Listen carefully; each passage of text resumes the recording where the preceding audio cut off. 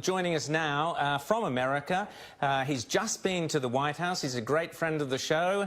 Ami Horowitz, you've been on Outsiders many times, but this is, I think, your first trip to the White House. Tell us why, and tell us why you were there. How are you, Ami?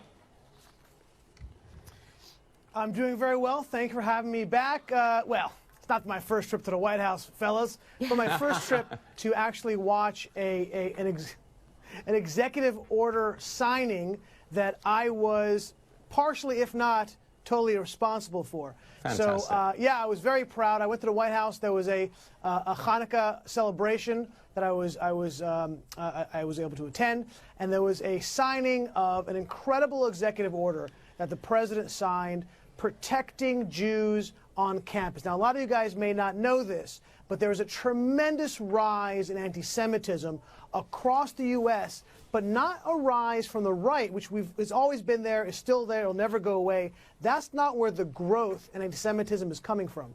The growth in anti-Semitism is coming from the left, particularly from our college campuses. So the reason, this kind of the story behind this was that, and there's actually an Australian connection to it, believe it or not, I was sitting on Bondi Beach last year, and I got a text message there was going to be a massive conference between Duke and the University of North Carolina, two very large and prestigious schools in America. And it was going to be a conference bashing Israel. So they said, you should probably go and film there. So I did. So I went and I filmed undercover. And what I found was a profound amount of anti-Semitism. Not just anti-Israel, anti-Semitism, culminating with a singer. The main entertainment for this conference was a singer, a Palestinian singer, got up there and started yelling, "I'm anti-Semitic, be anti-Semitic with me," and the crowd is going wild. "You're not being anti-Semitic enough," he says. The crowd, a standing ovation for this guy. So I released this video, and it kind of blows up. It's covered by the New York Times and the Washington Post, and the Department of Education watched the video, saw that I said that they spent $250,000 funding this conference, and they said, whoa.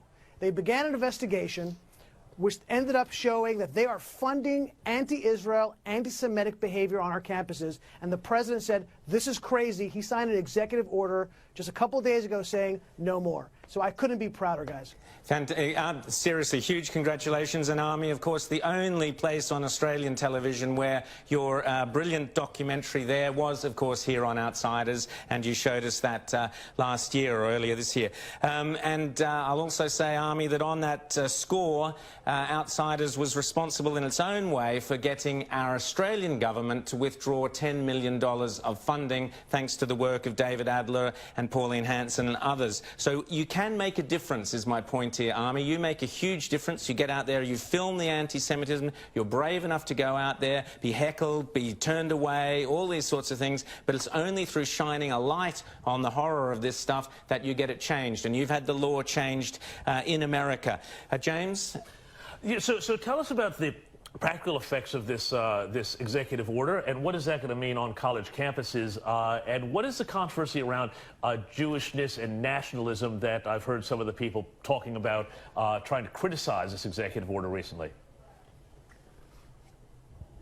Yeah, I'll take the second one first. So there has been a lot of pushback from people talking about this kind of, it's kind of getting in the weeds a little bit, and they're kind of bringing that out because they want to push back on the president, to be frank. It's not a real thing about them being concerned about Jews and the way they're looked at. It's really about they want to push back on the president when he did something so wonderful. This idea of Jewish nationalism is just the way Title VI, which is the mechanism that the president is using to help to defund universities who don't protect Jews and don't fight against anti-Semitism, is necessary to say that you are a nationality in order to be covered by Title VI. Now, people are pushing back and saying, well, but Jews aren't nationality. Well, listen, again, I don't want to get too much in the weeds about it, but the Jews have always been called the nation of Jews. And the truth is, there is some truth to that we are a nationality. Not necessarily that Jews are members of a Jewish state, i.e. Israel. They can still be a nationality and still be an American and part of the United States. So that's kind of, again, why they were pushing back. The truth is, that wasn't the real reason why. They were pushing back because they didn't want to see the president succeed. Rita. In terms of the practical effects this thing will have. Now, I have... Sorry. Ami, I was going to ask you about, there was a very disturbing attack in New Jersey just in the last few days on a kosher supermarket. and 3 people died. A policeman died earlier, and yet this hate crime hasn't got the sort of coverage you would expect in the US or elsewhere in the world. Can you tell us a little bit about that and about the rise of this sort of violence in places like New York and New Jersey? Yeah, there was a horrific attack in New Jersey where several people got in a shootout with the police. They then drove to a kosher deli, stood in front of the deli, making sure, I mean, that we know now that it wasn't a random attack, that they actually targeted this deli because it was a kosher deli, and therefore there are going to be Jews inside. It was owned and run by Jews. And they shot up this deli. I believe there were several hundred casings they found, killing, tragically, 3 people. And, you know, it really is an insight, I think a dark insight into our media, into how it was covered, how differently it was covered when there were other attacks, anti-Semitic attacks, when they were done by white nationalists. They love to jump on the train and saying, look at that white nationalist, the rise of white nationalism, because Trump is aiding and abetting nationalism. That's kind of their, you know, kind of the narrative they've been pushing since his election. And when they found out that this wasn't in fact a white nationalist attack, this was an attack by several black people who were part of the Black Israelite group, which is this kind of new neo-hatred of Jews, saying that the black people are the real Jews, not the other Jews. All of a sudden, they changed their tenor and kind of downplayed it and downplayed the attack. It's really despicable in how a lot of people in the media have handled this thing. But that just kind of gives you a sense of the double standard that exists and continues to exist in our country's media. It was really, now, obviously the attack was despicable, and so was the coverage, frankly. Ami, I just want to quickly play you this grab of Donald Trump calling for Americans to love Israel. Have a listen. We have to get the people of our country, of this country, to love Israel more. I have to tell you that. We have to do it. We have to get them to love Israel more, because you have people that are Jewish people, that are great people. They don't love Israel enough. You know that. You know that. Ami, has an American president ever spoken in that extraordinary way?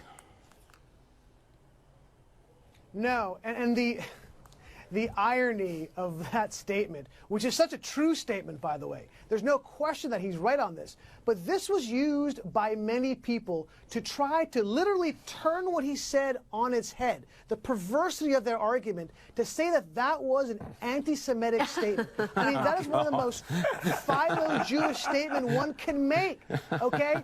I mean, you're laughing, but it's true. It's ridiculous. And that's kind of what this president has been facing in this country, and it's unfortunate and it's terrible, and it won't stop. It's not going to stop until he's gone. You know, which is why they're on these fishing expeditions to find something that he might have done to get him out of office. Now, very briefly, just in 20 seconds, Ami, the practical measures. I cut you off before. What will be the practical results of the bill that's been introduced? Yeah, I've got a daughter who's going to college next year, and let me tell you, it is a hostile environment for people who are pro-Israel and who are Jewish.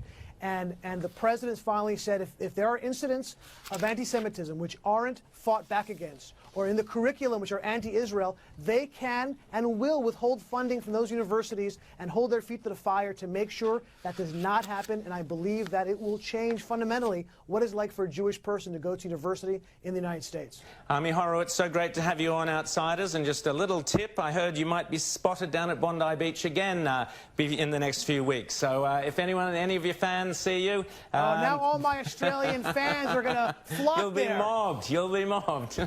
Ami Horowitz, you've been a great part of the show all year, and terrific work. Thank you so much. Happy Hanukkah.